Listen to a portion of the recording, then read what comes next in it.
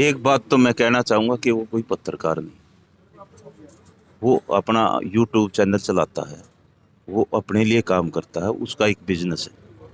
वो वाई-वाई लूटने के लिए जो भी काम कर रहा है, वो अपने लिए कर रहा है, देश के लिए नहीं और लोगों को वो गुमराह भी करना चाहता है। या जो उन्होंने झुग्गी बनाई हुई थी उसके ऊपर कोई भी पर्दा नहीं है, कोई केस नहीं है। अगर ये दुष्कर्म इस टाइप से नहीं होते, ये सिर्फ किसानों के आंदोलन को बदनाम करने का एक इस बीजेपी सरकार ने ठेका ले साथियों, रखा मैं है। अमन पिलानिया, आपका आपके अपने यूट्यूब चैनल पर स्वागत है। तो साथियों, हम फिलहाल खटखट टोल प्लाजा पर हैं।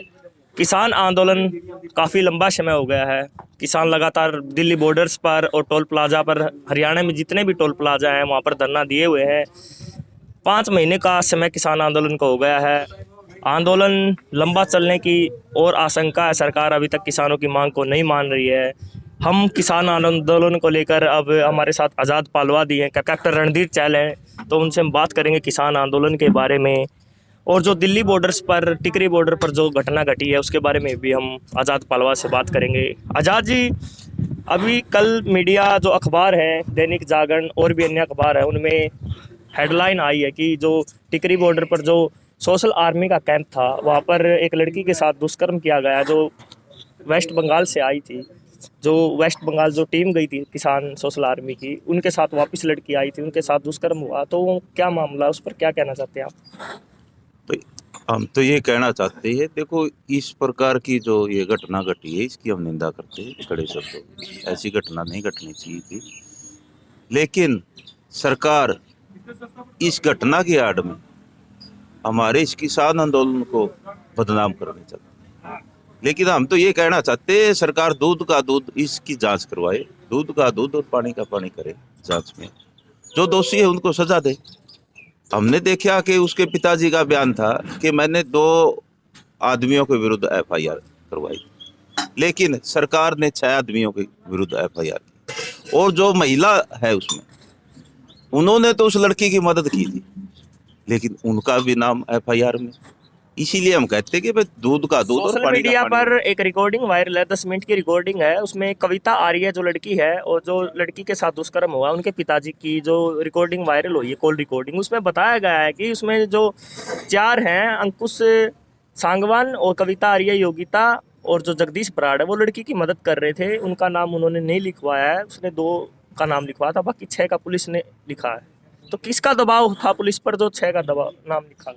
यही तो हम कहना चाहते हैं नहीं भाई, इसकी जांच सही तरीके से हुए, दूध का दूध पानी का पानी हुए, और इस आड़ में किसान आंदोलन को बदनाम मत करे सरकार।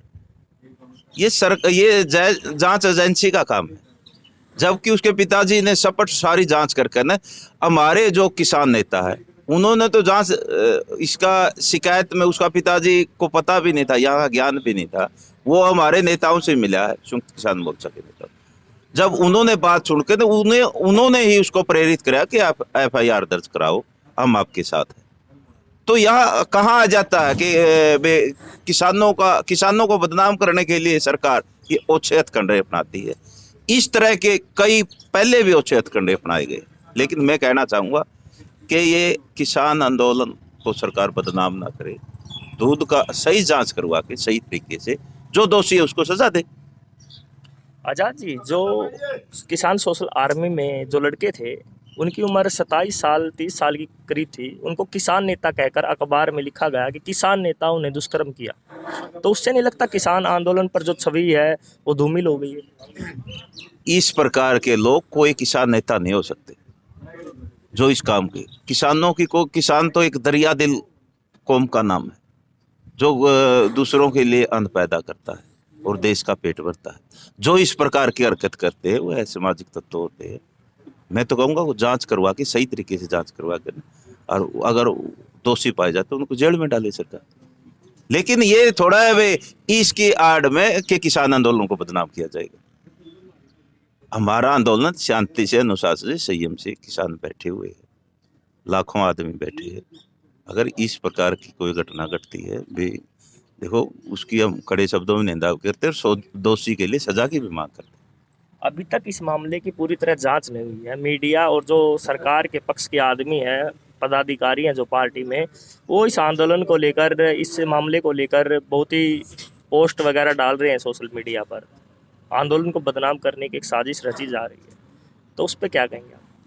भाई ये पोस्ट डालना, ये तो कुछ लोग तो ऐसे हैं जो अपनी वाहवाही लूटने के लिए और अपना नाम कमाने के लिए तरह तरह की अच्छे हथकंडे अपनाते हैं। बबीता फोगाट लेकिन ने भी इन डाला। बातों में कुछ नहीं है। बबीता फोगाट पुलिस सही तरीके से जांच होगी, जब ही कुछ निष्कर्ष पे निकलेगी और जब ही हम कुछ कह पाएंगे।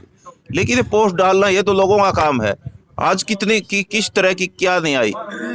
सरकार भी इस सरकार की एक ही मंशा, किस तरह से आंदोलन को बदनाम किया जाए, किस तरह से इस आंदोलन को तोड़ा जाए, और इससे सरकार के पास कुछ नहीं है सोचने के लिए। ना उनको विकास कार्य का पड़ा, ना ये कोरोना की महामारी चल रही है, इनके लिए आज ऑक्सीजन की कमी है, देश में कोई अस्पताल नहीं बनाए इन्हें। इनकी तो सिर्फ एक सोच है, कैसे किसानों को आंदोलन को तोड़ा जाए, कैसे इनको घर भेजा जाए।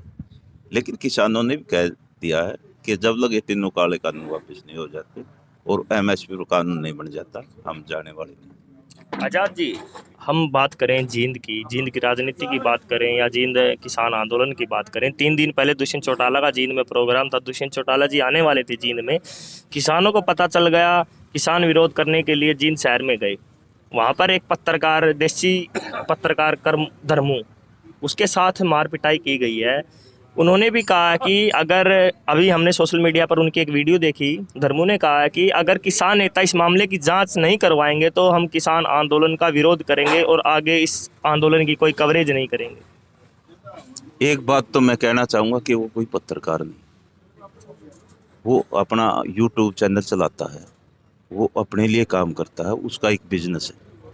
वो वाई लूटने के लिए जो भी काम कर रहा है वो अपने लिए कर रहा है, देश के लिए नहीं, और लोगों को वो गुमराह भी करना चाहता है। लेकिन उसके साथ जब उसने गलत शब्दों का प्रयोग किया है, उसको भी कोई लाइसेंस थोड़ा मिला है किसी के साथ गलत शब्दों क्या का। शब्द कहे थे उन्होंने? उसने, जैसे हमारे जो युवा थे उन्होंने हमें बताया है कि उसने ये कहा है, जब उसका विरोध होया, क्यों पहले भी उसने कुछ इस प्रकार की किसान आंदोलन के खिलाफ उसने कुछ पोस्टें डाली। क्यों गलत, जो आज यही तो बात होती है, जो गलत पोस्ट डालता है उसी का ज्यादा वो उसको व्यू मिलते हैं। इसलिए उसने इस किसान आंदोलन का फायदा उठाने के लिए और अपना बिजनेस बढ़ाने के लिए वो गलत पोस्टें डाली है। किसानों में इस बात का विरोध था, नहीं, तो उसने जब वो किसानों के बीच में आया तो किसानों ने विरोध किया, भाई आपको बाइट नहीं देना चाहते, आप यहाँ से चले जाओ। लेकिन उसने गलत शब्दों का प्रयोग किया। उसने कहा कि तारा हुपा तो नुआ होगा, और किसानों के सामने मूछ मरोड़ी है। तो इससे युवाओं में जोश आ गया। क्यों पुलिस ने भी तंग कर रखे थे, लाठीचार्ज किया हुआ था, गर्मी भी बहुत थी, तो गर्मी के कारण और पुलिस ने तंग कर रखे थे। यही कारण था कि युवाओं ने उसको धक्का मुक्की करी है। कुछ उसके साथ हो सकता हाथापाई भी हुई हो। धर्मू ने कहा कि अभी वो लाइव थे, मीडिया के सामने लाइव आए हुए थे, उन्होंने कहा कि अगर मैंने ऐसी बात कही है तो मैं अपनी आधी मुझ कटवा दूंगा। भाई जब पूरी कटवा ले हो तो इस बात का कि 4-5 बारी तो उस पर पहले भी हमला हो चुका। तो यहाँ पर अभी तूफान आ चुका है, तो हमारे साथ कैप्टन रणधीर चहल भी हैं, तो उनसे हम बात करते हैं। तो साथियों, बाहर तूफान आ चुका है, बहुत तेज तूफान है, तो हम फिलहाल अंदर आ चुके हैं। तो हमारे साथ कैप्टन रणधीर चहल हैं, जो किसान आंदोलन से शुरुआती दिन से जुड़े हुए हैं, तो हम उनसे भी बात करते हैं किसान आंदोलन के बारे में। तो कैप्टन जी, जो दिल्ली मामला चल रहा है अभी, तुक पकड़ा हुआ पूरा गर्म मामला हो चुका है। टिकरी बॉर्डर पर कह रहे हैं कि किसान नेताओं ने, जो किसान सोशल आर्मी के, उन्होंने दुष्कर्म किया है। मीडिया और सरकार उस मामले को पूरा उछाला हुआ है, उस मामले को, तो उसके बारे में क्या कहेंगे आप? देखिए, जो ये कह रहे हैं सोशल मीडिया, जो उन्होंने झुकी बनाई हुई थी उसके ऊपर कोई भी पर्दा नहीं है, कोई गेस नहीं है। अगर ये दुष्कर्म इस टाइप से नहीं होते, ये सिर्फ किसानों के आंदोलन को बदनाम करने का एक बीजेपी सरकार ने ठेका ले रखा है। लेकिन किसान समझ चुके हैं, देश की भावनाएं समझ चुके हैं कि ये क्या करना चाहते हैं। मैं ये कहना चाहता हूँ, जब इस चीज़ की जांच बैठा दी गई, जब तक उसकी इंक्वायरी नहीं होती, जब तक उसकी जांच नहीं आती, तो किस तरह कह सकते हैं कि ये कार्रवाई होगी। ये कार्रवाई सिर्फ और सिर्फ इस किसान आंदोलन को तोड़ने के लिए ये चाहते हैं कि किसान आंदोलन को बदनाम करने के लिए इस तरह के हथकंडे बीजेपी ने बहुत पहले से अपनाए हैं, बहुत ज़्यादा हथकंडे अपनाए हैं। एक अपना थोड़ा है। किसान नेताओं ने तो मतलब एफआईआर भी दर्ज करवाई है लड़की के पिता के साथ मिलकर, तो किसान नेता भी मानते हैं कहीं ना कहीं गलत हुआ है। देखिए, किसान नेताओं ने ये कहा कि जो भी गलत करेगा उसका हम पक्षधर नहीं है, क्योंकि जिस टेंट के अंदर ये हुआ जिसमें दिखा रहे हैं वो टेंट के ऊपर कोई पर्दा नहीं है, कोई गेट नहीं है।